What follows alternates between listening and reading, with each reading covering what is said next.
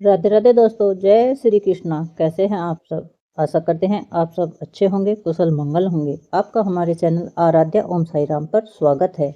आज मैं आपको बताऊंगी वट सावित्री व्रत कब है, इसका शुभ मुहूर्त क्या रहेगा, तिथि क्या रहेगी और किस प्रकार हमें व्रत को करना चाहिए। वट सावित्री व्रत हिंदू धर्म का एक प्रमुख त्योहार है। इस व्रत में महिलाएं वट वृक्ष की पूजा करती हैं और वट वृक्ष को जल से सींचती हैं।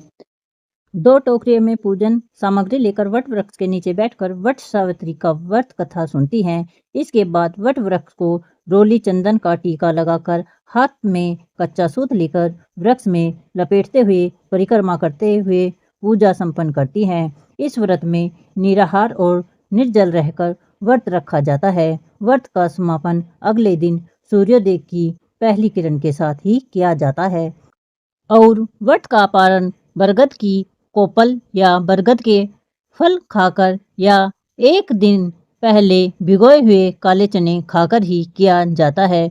वट सावित्री व्रत में वट वृक्ष की पूजा, सत्यवान और सावित्री की पूजा और यमराज की पूजा का विधान है। इस बार साल 2025 में अमावस्या की तिथि 2 दिन रहने के कारण वट सावित्री व्रत रखने में लोगों को संदेह हो रहा है। चलिए आपको बताते हैं कि इस बार वट वृक्ष का व्रत कब किया जाएगा, व्रत का पारण कब किया जाएगा, वट सावित्री व्रत की पूजा के शुभ मुहूर्त कब कब रहेंगे। ज्येष्ठ अमावस्या तिथि आरंभ होगी 26 मई दिन सोमवार को दोपहर 12:13 से और अमावस्या तिथि 27 मई मंगलवार की सुबह 8:31 तक रहेगी।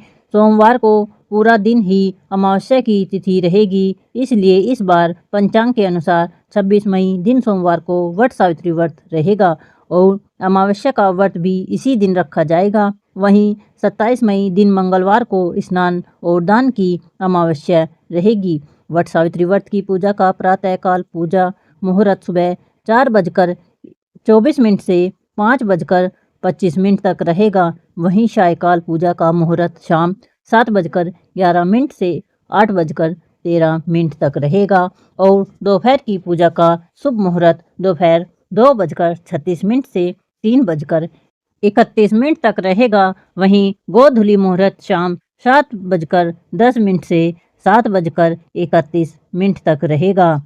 प्यारे दोस्तों, 26 मई सोमवार को इस बार भरणी नक्षत्र सुबह 8:23 तक रहेगा और बाद में कृत्तिका नक्षत्र प्रारंभ हो जाएगा। इसके अलावा सुबह 7:02 तक शोभन योग भी रहेगा। तो इन शुभ योगों के साथ इस बार वट सावित्री व्रत रहेगा और व्रत का पारण वाले दिन यानी 27 मई मंगलवार को ब्रह्म मुहूर्त सुबह 4:09 से 4:57 तक रहेगा।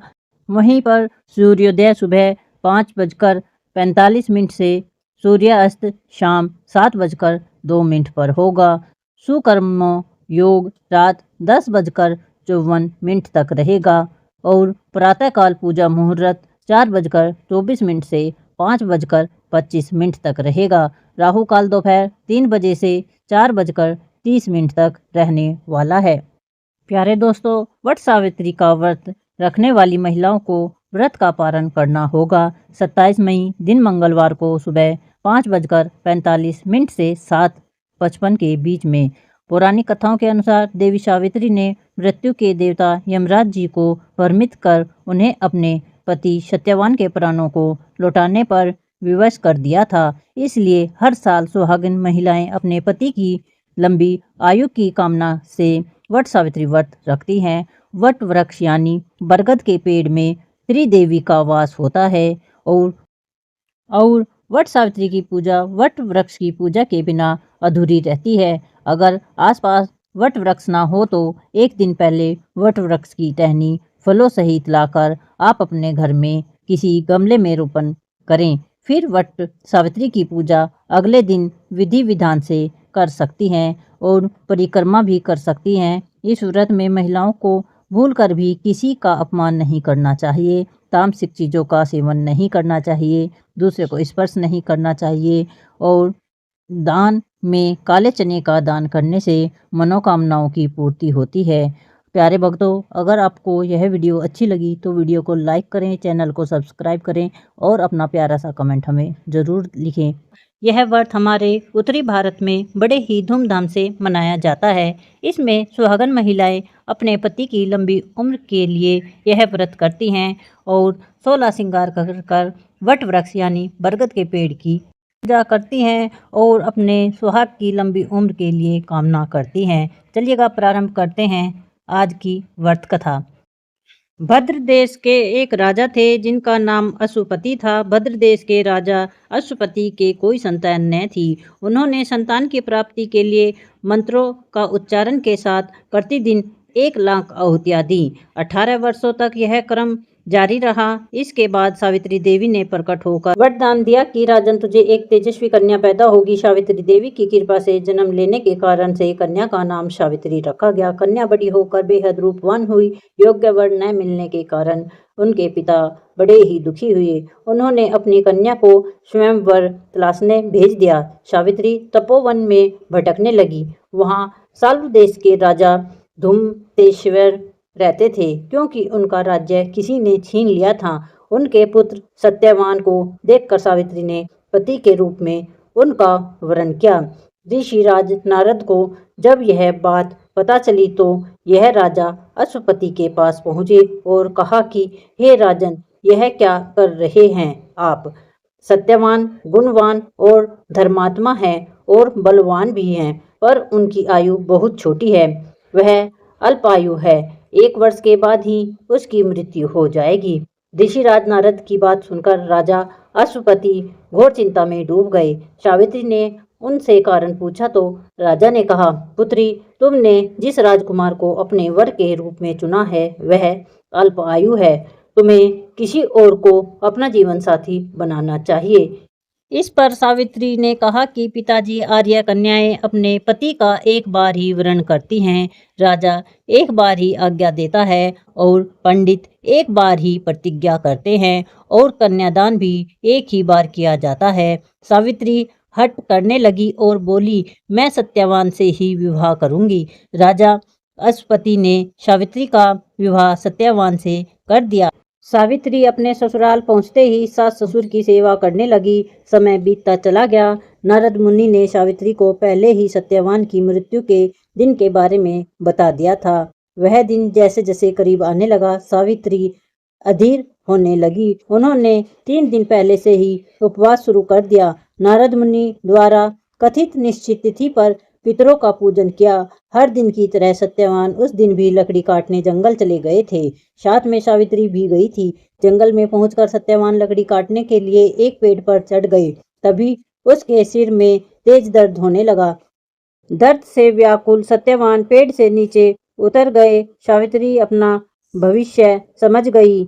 सत्यवान के सिर को गोद में रखकर सावित्री सत्यवान का सिर सहलाने लगी। तभी यहाँ यमराज आते दिखे। यमराज अपने साथ सत्यवान को ले जाने लगे। सावित्री भी उनके पीछे पीछे चल पड़ी। यमराज ने सावित्री को समझाने की कोशिश की कि यही विधि का विधान है, लेकिन सावित्री नहीं मानी। सावित्री की निष्ठा और पति परायणता को देखकर यमराज ने सावित्री से कहा कि हे देवी, तुम धन्य हो, तुम मुझसे कोई भी वरदान मांगो। सावित्री ने कहा कि मेरे सास ससुर वनवासी और अंधे हैं, उन्हें आप दिव्य ज्योति प्रदान करें। यमराज ने कहा, ऐसा ही होगा, जाओ अब लौट जाओ। लेकिन सावित्री अपने पति सत्यवान के पीछे पीछे चलती रही। यमराज ने कहा, देवी तुम वापस जाओ। सावित्री ने कहा, भगवान, मुझे अपने पतिदेव के पीछे पीछे चलने में कोई परेशानी नहीं है। पति के पीछे चलना मेरा कर्तव्य है। यह सुनकर उन्होंने फिर से उसे एक और वर मांगने के लिए कहा। सावित्री बोली, हमारे सास ससुर का राज्य छिन गया है, उसे पुनः वापस दिला दें। यमराज ने सावित्री को यह वरदान भी दे दिया और कहा, अब तुम लौट जाओ। लेकिन सावित्री पीछे पीछे चलती रही। यमराज ने सावित्री को तीसरा वरदान मांगने को कहा। इस पर सावित्री ने 100 संतानों और सौभाग्य का वरदान मांगा। यमराज ने इसका वरदान भी सावित्री को दे दिया। सावित्री ने यमराज से कहा कि प्रभु, मैं एक पतिव्रता पत्नी हूँ और आपने मुझे पुत्रवती होने का आशीर्वाद दिया है। यह सुनकर यमराज को सत्यवान के प्राण छोड़कर जाने पड़े। यमराज अंतर्ध्यान हो गए और सावित्री उसी वट वृक्ष के पास आ गई जहां उसके पति का मृत शरीर पड़ा था। सत्यवान जीवित हो गया और दोनों खुशी खुशी अपने राज्य की ओर चल पड़े। दोनों जब घर पहुंचे तो देखा कि माता पिता को दिव्य ज्योति प्राप्त हो गई है। इस प्रकार सावित्री सत्यवान चिरकाल तक राज्य सुख भोगते रहे। अतः पतिव्रता सावित्री के अनुरूप ही प्रथम अपने सास ससुर का उचित पूजन करने के साथ ही अन्य विधियों को प्रारंभ करें। वट सावित्री व्रत करने और इसकी कथा सुनने से उपवासक के विवाहित जीवन या जीवन साथी की आयु पर किसी प्रकार का कोई संकट आया भी हो तो वह टल जाता है। बोलो सावित्री माता की जय। दोस्तों, अगर आपको वीडियो पसंद आई तो वीडियो को लाइक करें, चैनल को सब्सक्राइब करें और अपना प्यारा सा कमेंट हमें ज़रूर लिखें। बोलो राधे राधे।